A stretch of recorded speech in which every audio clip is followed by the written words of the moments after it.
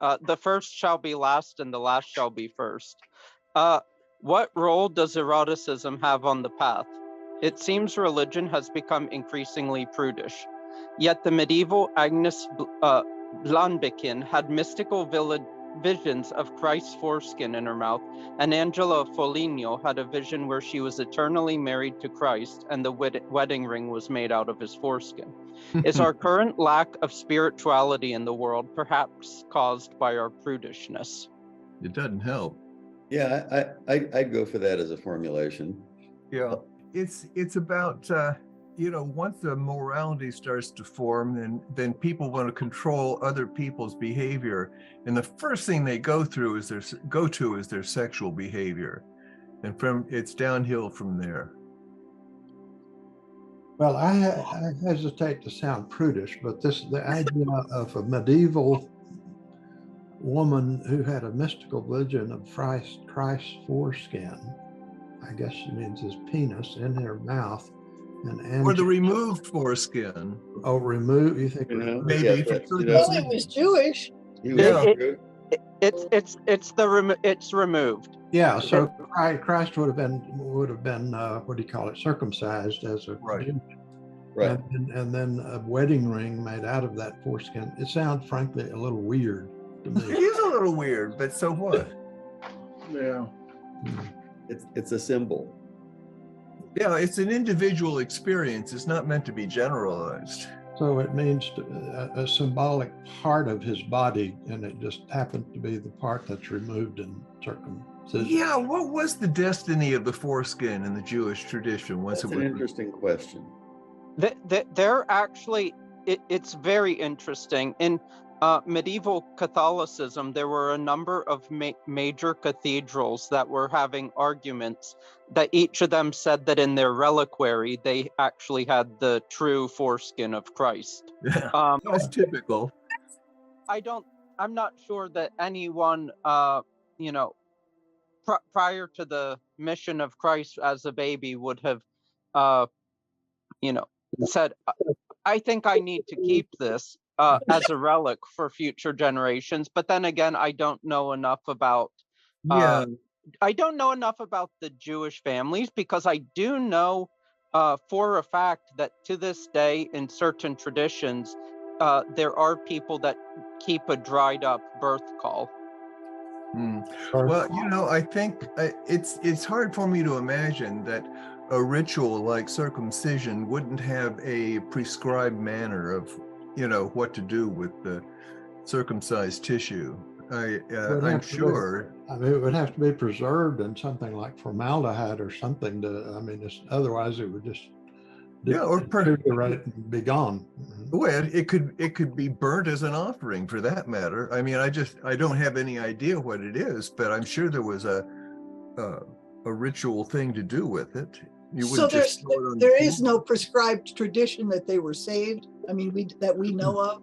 I just don't know what tradition. No, I'm sorry. I've done a little research. Well, you've all been blathering about this. Yeah. The foreskin is saved and normally buried after the ceremony. All right. If a tree has been planted in honor of the birth, then the foreskin is buried beneath that tree. All right. The baby is then officially named and blessed. All right. This is the Jewish rite of the bris. Anyway. Yeah, well, the connection between that practice and what we might call eroticism seems a little tenuous. Well, it's not.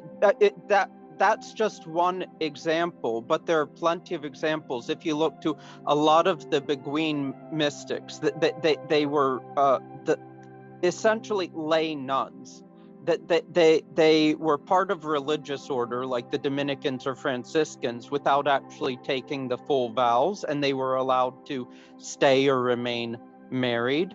And many of them did have, whether married or not, these erotic visions of Christ. But to go even farther, there were many monks in the medieval period that didn't harbor this taboo about homosexuality. And in fact, the entire taboo about homosexuality is not something that goes back to early Christianity. For the most part, it actually is more of an invention of 17th century British prudes. And why did it take them so long? Really, the taboo more comes from that, and you actually have a tradition of erotic monks that had homoerotic visions of their union with Jesus, where they would be the bride and Jesus would be the groom. And it's very remarkably similar, these visions of 13th century monks, to the visions of Ramakrishna, if any of you are familiar with that. And what are the visions of Ramakrishna? Ramakrishna was basically having these visions where he would be the bride of Vishnu or Krishna. And definitely without all of these preconceptions and everything. Oh, this is not something that's religious, but it is. You actually also have, on the other hand, in Hinduism, the worshippers of the great mother goddess, the roles being reversed, where a lot of the female worshippers are, having a homoerotic visions of the mother goddess. Again, this is something that within Christianity largely stems from the Pauline epistles, and that itself is something that, a lot of people today are going to say, well, that's not real Christianity. I mean, for me at least, and I'm going out on a limb here, the real Christianity is in the Gospels, and the Pauline epistles are actually a corruption. And a branch. Or yeah, exactly. They're they might be a little bit smriti, but they're not shuruti. Right. It's like putting the code laws of Manu on the same plane as the Upanishads, which is insane. Yeah. I remember some years ago getting a copy of the memoirs of Sheikh Isa, and I suspect several of you have already read that. But if you recall, there were portions of those memoirs which were given to Shukrasti. They'd been initiated a short time, and then after you'd been in for a few years and were considered sufficiently advanced, you would get certain other chapters that were a bit too esoteric for most Fukara even. And I remember reading that there were descriptions of Sheikh Isa's encounters with, at least one encounter with the Virgin Mary. It was a bit vague and a bit poetic, but it sounded very much like sexual intercourse he was describing. Yeah. Well, it's union. I mean, you can't, there's a reason why there are all these kinds of symbols that come up. And if you think of it, just even on the I won't say the physical level, because it's not just on the physical level, right? But the joy and pleasure that sexual organs provide, erogenous zones, erogenous tissue, that's kind of a special spiritual gift if you think about it. Why it's like something that is so pleasurable and so satisfying, hopefully, is and has so many benefits. It has benefits too, and not to mention procreation. Well, that's one of the benefits. Exactly. But it's a really special category of human experience that we've been equipped for. And if you can be ecstatic in certain kinds of spiritual visions, well, I think I'll just leave it at that. Well, ecstatic experience. In the tradition, of course, their temples are decorated with all manner of statuary depicting. Oh yeah. All those divas and whatever are just copulating all over the place in some of those temples. And Good for them. Well, they're not actually demons. They're usually, quite normal, Right. good-looking people.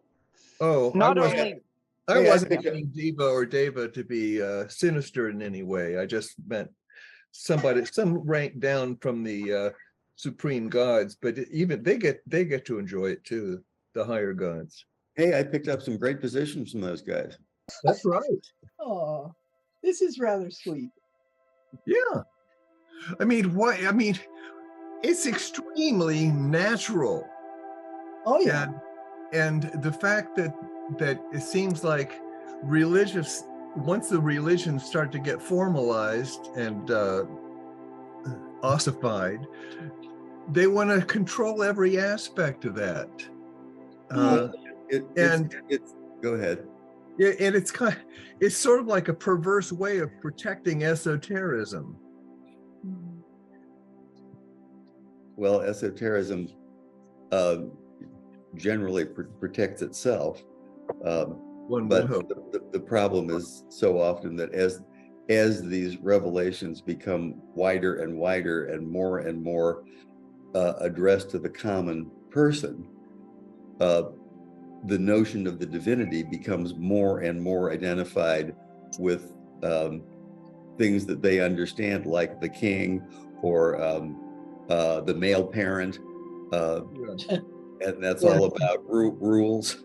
Yeah, behavior, all about it. Right. It's all about holy behavior, not about holiness. It's remarkable how up to the end of the medieval period, so much of Christian mysticism and Christian iconography really was almost interchangeable with ancient Greek fertility cults.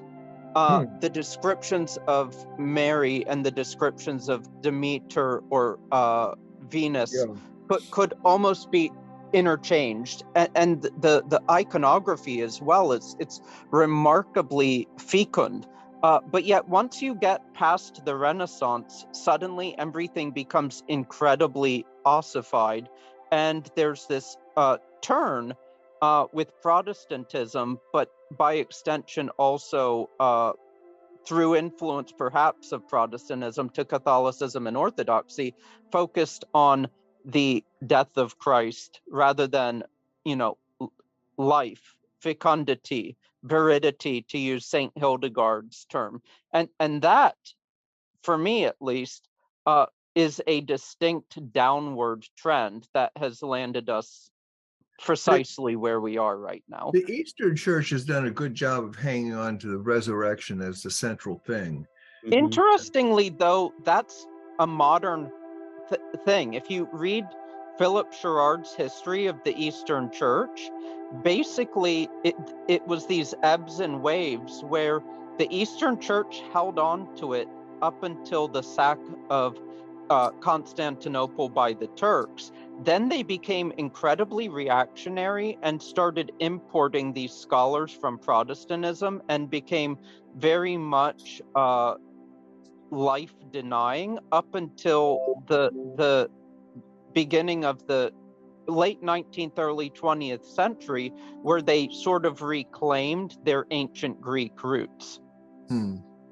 Well, all I know is that in my contact with Eastern Christianity, it's been pretty clear that the most important thing in the world is Easter and the resurrection. The Easter weekend is really quite a special time, from Friday through Sunday, and and rebirth is, after all, related to birth. It is a cult of life, but eternal life, but it's still kind of a cult of life. I mean, it's a lot better than focusing on the crucifixion in terms right and in fact, when you read some of these texts from some of the I think right-headed Orthodox or the sane early Catholics, that they will say we were brought into life to learn how to live the greater life. Not that we were brought into life so that we should waste away and kill ourselves through anorexia and all of these other practices so that we may learn to die, because ultimately death is not the end. There's something greater beyond that, which is another form of life. And this is in order, we're here so that we can learn to live the greater life, not so that we can waste away to nothingness. Yeah, although people have tried to spiritualize the anorexia. If you've noticed anything about the news reports of that cult in Africa, I can't remember which country, where they encouraged the members of the cult to starve themselves to death in order to meet Jesus. Oh. And so far, they've discovered about 200 bodies. It's, you know, it's a big cult scandal, and once you get outside of United States, you know, news, which is mostly politics and stuff. So But there's going back to errors are common. Who was the group in this country that decided they were going to all suffocate themselves and meet with a planet that was coming by? Yeah. Oh, yeah. Yes. You know, there was just recently a special on that. Was that the Heaven's Gate? Yes, that was I him. think it was. Yes. So going back to the subject of erotic behavior, I think of the sexual intercourse by human beings as being a manifestation at the corporeal level of something which, I mean, it's a symbol of something higher. I think. for sure. I think there's something similar probably in the subtle realm, which some of these mystics may have been describing, and then ultimately in the heavenly realm. But and maybe someday, if we ever get to heaven, we'll recognize, oh, this is what it's like in heaven, as opposed to where we were when we were human. But you'll realize it's the same. Yeah, or essentially the same. Yeah, and that thing about I missed the start of that thought. You missed the start of it. I was saying that the pleasure of erotic behavior that we experience on the human in the human state, I think, is replicated at the higher states, as the intermediary state and celestial realm, of which on the human state they're sort of like symbolic, or the corporeal realm they're sort of symbolic of higher levels of reality, but they're essentially same or similar at any rate. So we have something to look forward to when we get to heaven. It just it'll be different, but we'll say, oh, this is what we knew beforehand. Yeah, we just barely touched on it in the human state, but right. Well, I think there's something about the the pure virgins in paradise, and the notion of sex becoming pure and spiritual. It's sort of like it's no longer a gross physical thing, and that's, I think, indicated by the purity of the promised virgins. It's a problematic tradition, but I think there is some expression of that there. I think Oh, excuse me. Go ahead. Well, I don't find particularly, there are several traditions and that emphasize celibacy and monasticism. Yes. I don't see that as an error. I just think that it's a path that requires a vocation. I'm sorry, I see it as an error. The Catholic Church instituted that in 1123.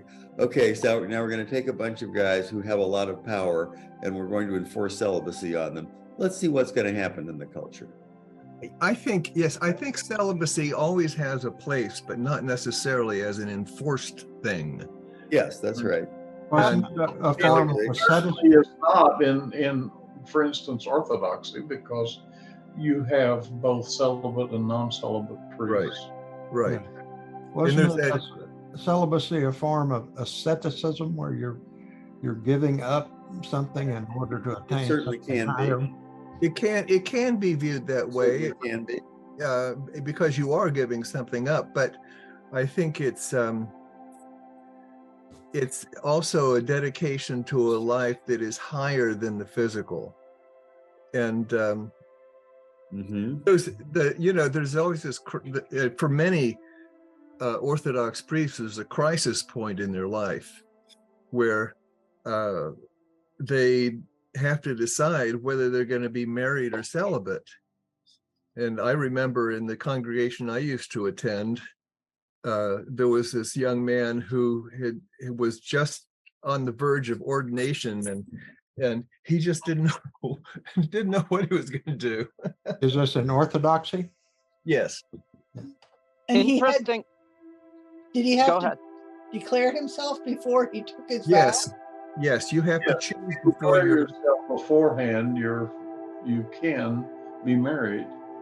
But And if was- you wait until after you're made a priest, you can't. Yeah. And is there somehow, if you choose the marriage route, it's a little lesser than? No, I don't think so. But some people might see it that way. But this is a social thing. In order for the church, for the priest, either way, to be freed from the sexual temptations and things, and a married priest should be more trustworthy. But anyway, There are levels within the church that you Exactly. cannot go to if you are a married priest. Yeah, I think you can become an archpriest, but at any rate. yeah. So basically, in my view, I think a lot of the monastic behavior has been projected onto the general lay population. I think Yes. it's perfectly valid to say that there is this optional path, but not to project that path onto the general population. But I do have to say that Western monasticism is somewhat limited in their view of things, because the Tibetan Vajrayana monks would traditionally be celibate for a number of years or decades, but at some point when they stopped struggling against the will for sex and realized that it had actually become distasteful for them, that at that point they had to overcome that and engage in tantric sex. What a burden. Yeah, I mean, there's a certain logic to it, but sounds pretty strange to us Westerners. Wow. Do we know of anything historically that initiated more of this prudishness into our culture? Well, the Reformation was a good one because, it took the higher levels out of religion, and it got to be more and more on the human level, and more about moral behavior rather than virtuous attitudes and things like that. Everything was judged by its outward form. Yeah, I would definitely say that the Reformation had a big part to play with it, and then the reaction to the Reformation, because the Church of Rome was losing people left and right to the Protestants, and so the solution at times was, let's become more Protestant, which was not a good thing to do. But up until the Reformation, interest was still completely unacceptable, as much or more so than it ever was to the Muslims. But I like to recommend that all people read Lawrence's short story, The Man Who Died, which is a tale of the resurrected Jesus who finds a rooster that's been caged and frees it. Then he himself finds a priestess of Isis who erotically releases him. And interestingly enough, the original title was not called The Man Who Died, but The Escaped Cock. But the publishers were not a fan of that double entendre. Oh, What was the original name? The escaped cock. I see. Yeah, rooster. I You know. remember, I like to tell these stories from my past, but between my freshman and sophomore year, I first came back to San Angelo, my hometown, and then after about a month, I wanted to go back to Austin, and I took a course in the second part of the summer session. So I was there started in the middle of July, and I got a job working for the Austin Parks and Recreation Department. And it was, I got put on this working crew that was building a golf course near the municipal airport. And there was a young man doing more or less what I was doing, but he was Mexican American from, I think originally a town or city south of Austin, San Marcos. But he was in a seminary, but he, for some reason, was working. Maybe he had taken off for the summer, I'm not sure. And we worked together a bit and got to know each other. And I remember asking him one time while we were working together, I said, if you're in the seminary, you're preparing to become a priest, do the men masturbate? And he said, well, we know we're not supposed to, but, Yes. it's a little vague about the answer. And he then, after a few years, became a priest and had a church in the east side of Austin, sort of in the Latin American community. And I had some friends who attended that church. And anyway, I had occasion to correspond with him 10 or 15 years later about an issue with my friends that he knew very well. And then he got promoted to some job higher up in the hierarchy. I've forgotten the title, but I mean, he was in an office near the Capitol building, and I lost touch with him. But I think it was about 7 or 8 years ago. I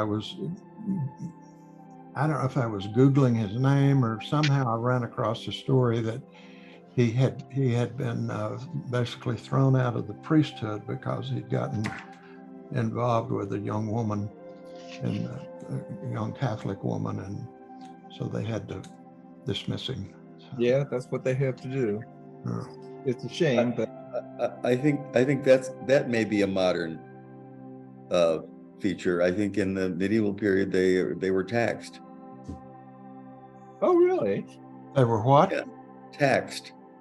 Taxed. They just had to pay a fine. Yes, like the natal tax on their children. Oh, I didn't even know I never heard of that. The natal tax. Well, and if it had been an altar boy, he just would have moved to a different church. Oh, yeah. Well, they probably keep records. Yeah, I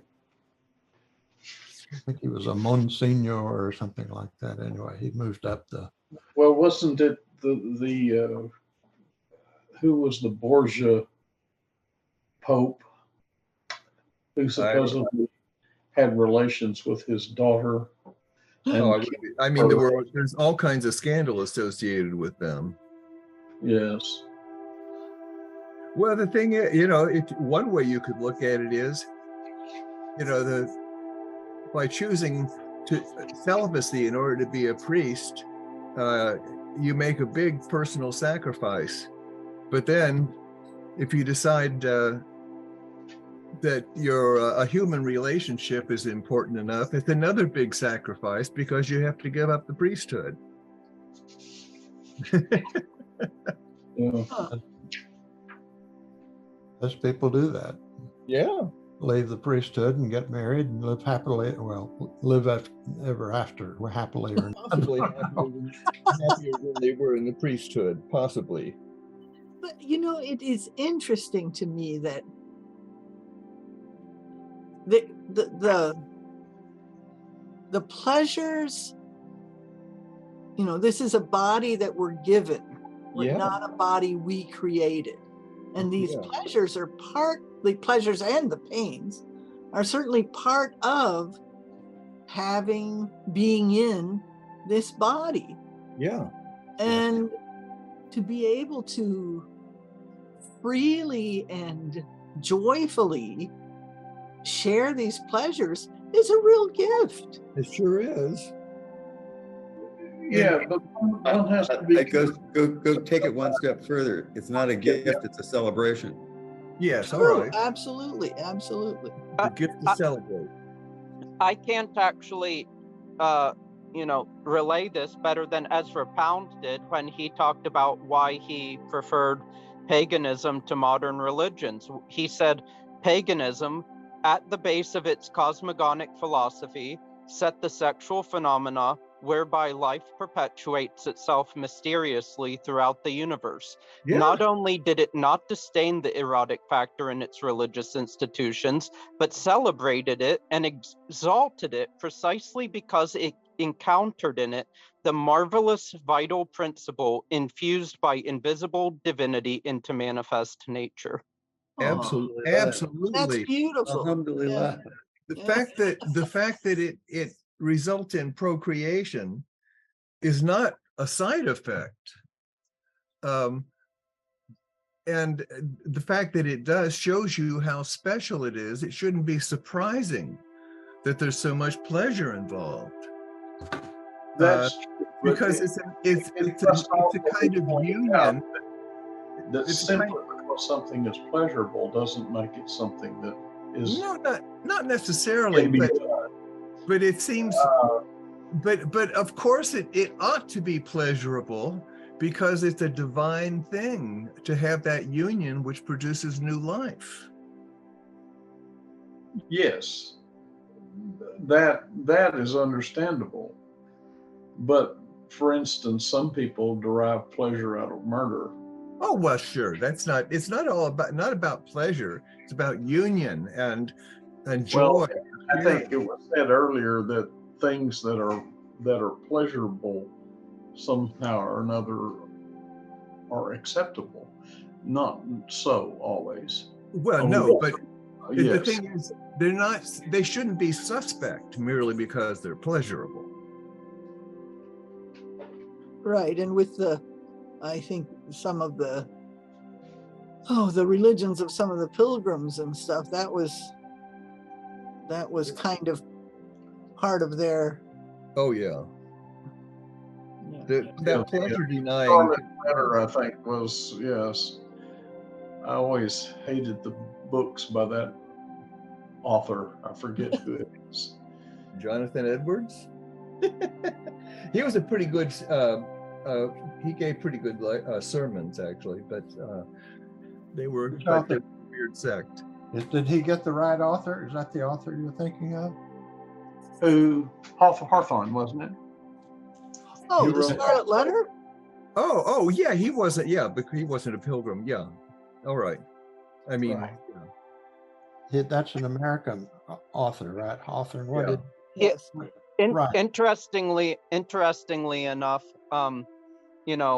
his next door neighbor was the diametrical opposite of Hawthorne, namely Melville, whose writings are suffused with eroticism. So the fall of the House of Usher. I remember that book.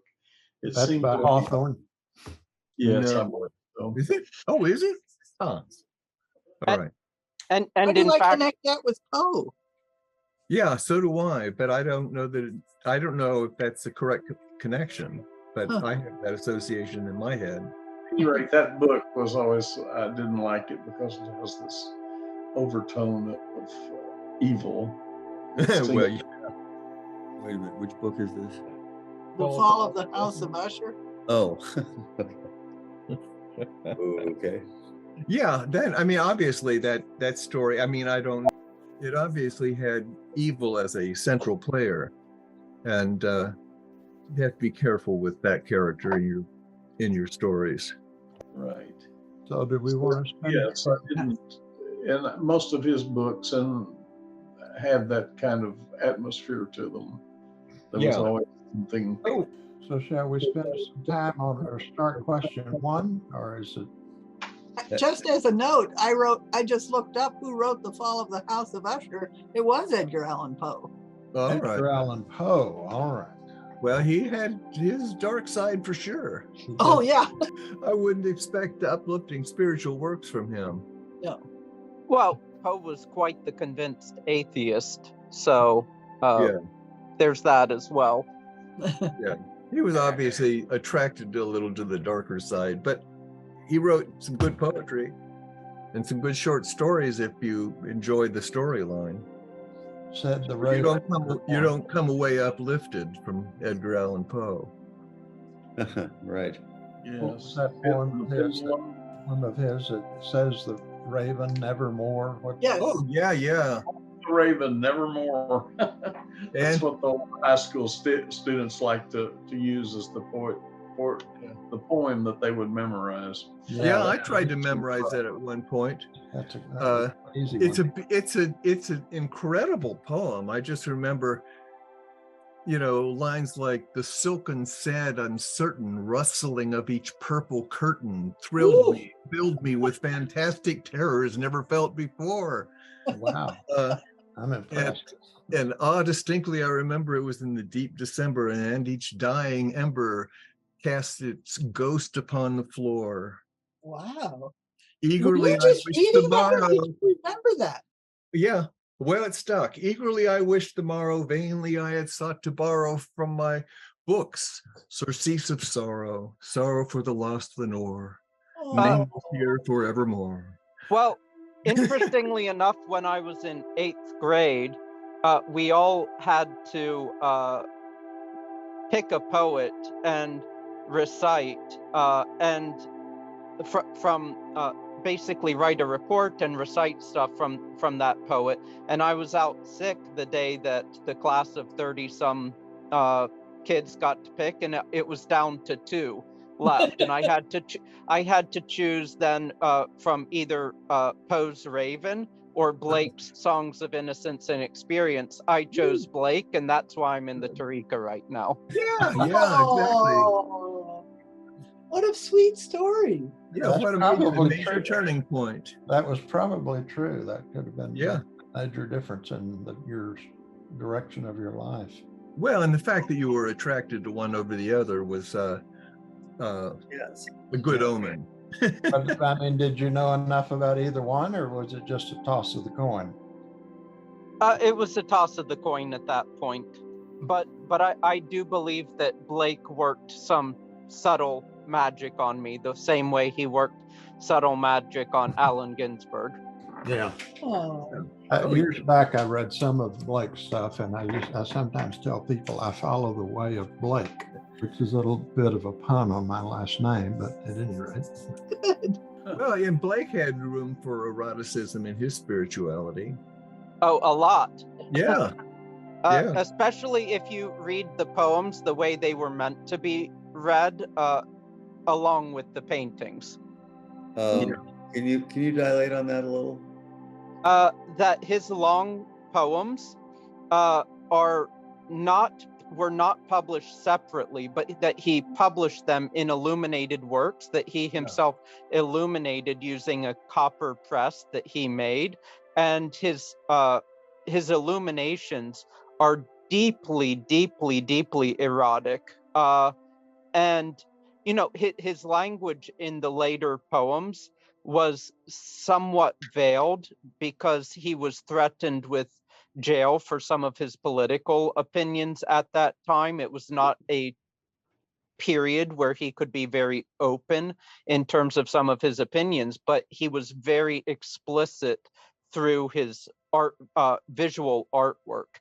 And I mean, if I don't have any at hand, and it's getting late, or I would start sharing screen with you.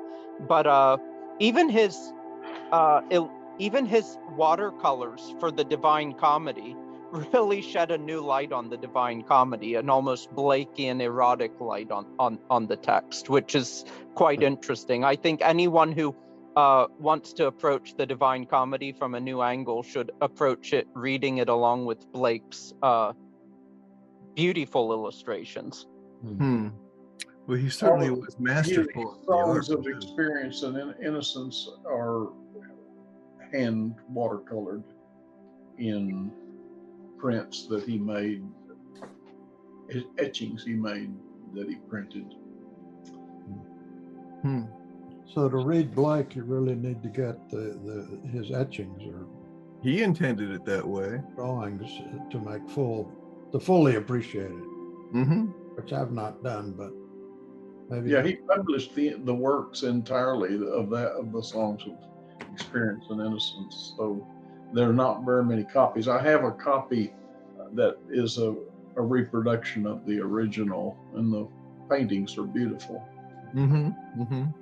Yeah, I don't think Blake should be separated from his illustration. Yeah, in fact, I get more out of the illustrations in a way than I do sometimes out of the poems. Yeah, I'm a bit surprised. Yes, interesting. True. I'm trying to share an image. Can you see it? Ah, yes. Yes. Yeah. What's the title here? It's from Blake's Milton. Well, at least it's not exactly smut. I mean, it is art after all. It is.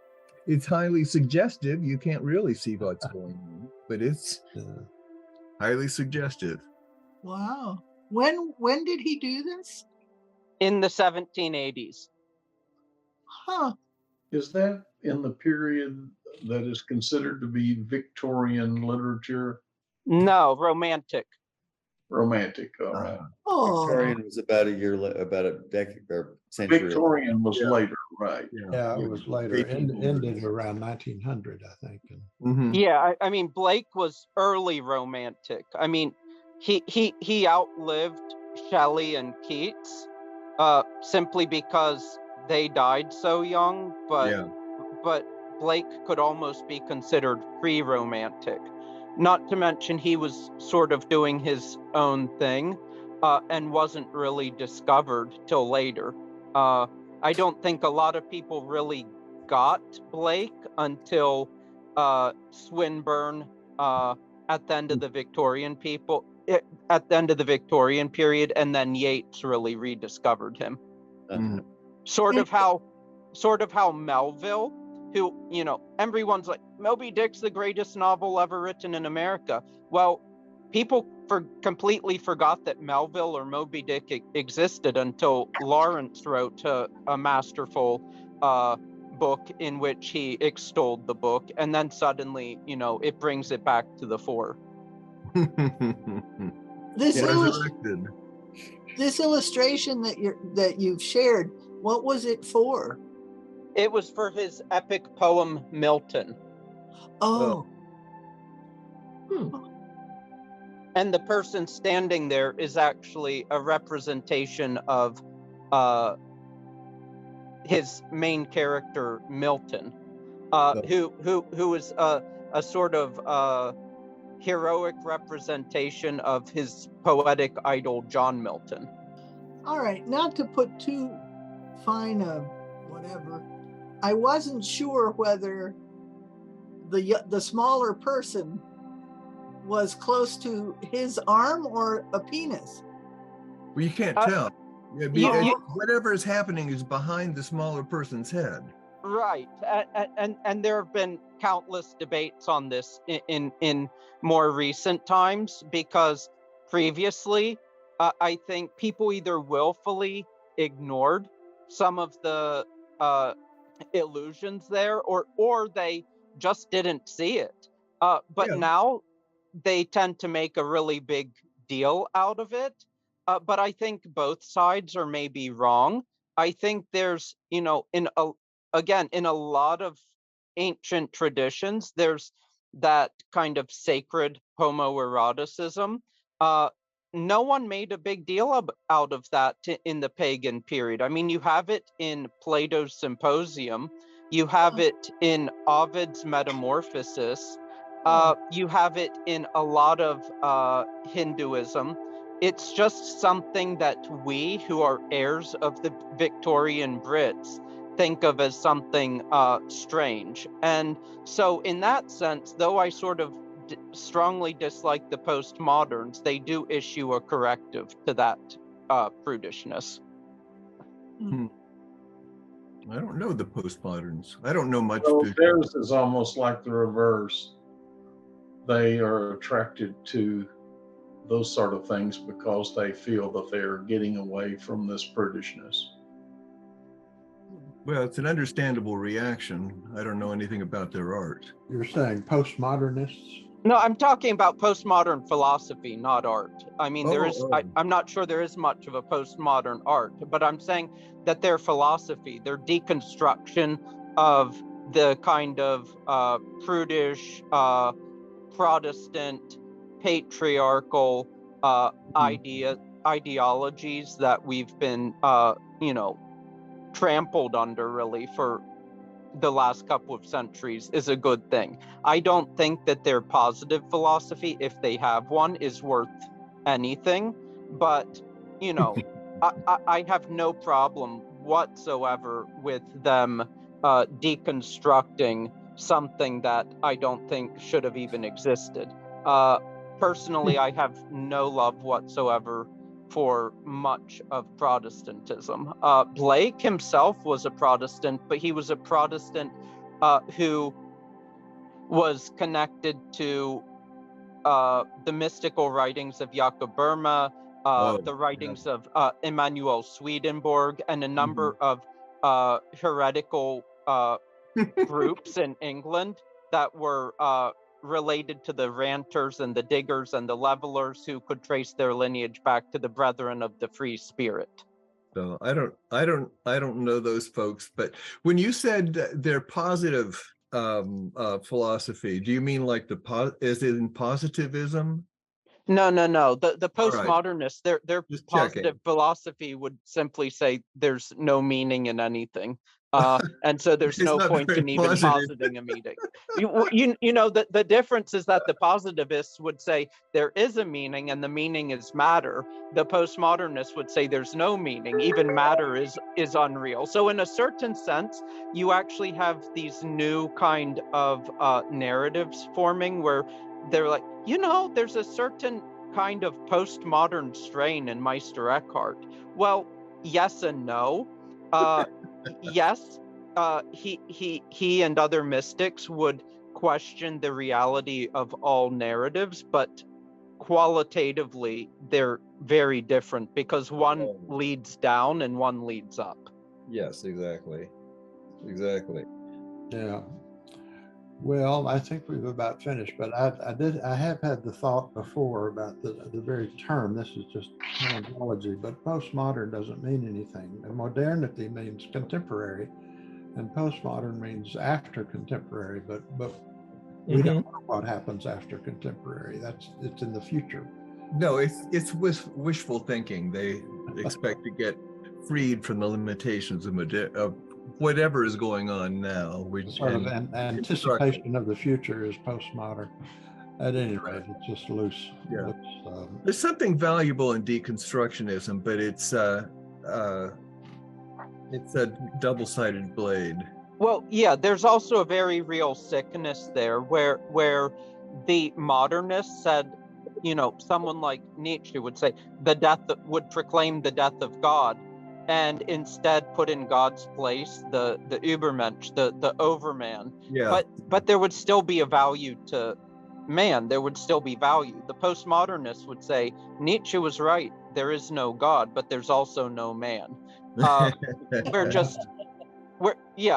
just basically amalgams of molecules that are machines, and we just have this preconceived notion that we actually have some value, but we really have no value. And the best thing we could do is to proclaim not just the death of God, but the death of man and the death of meaning. So postmodernism is extremely depressing. So yeah, they've basically denied the purpose of their own writings. Yes. Once you get rid of God, then there is no man. Well, that's true. Yeah. I mean, that's just a logical conclusion. That's just taking it on the next step. That's all. Yeah, there's certainly nothing special about man. once you've made Well, one with God, and from then on, it's downhill.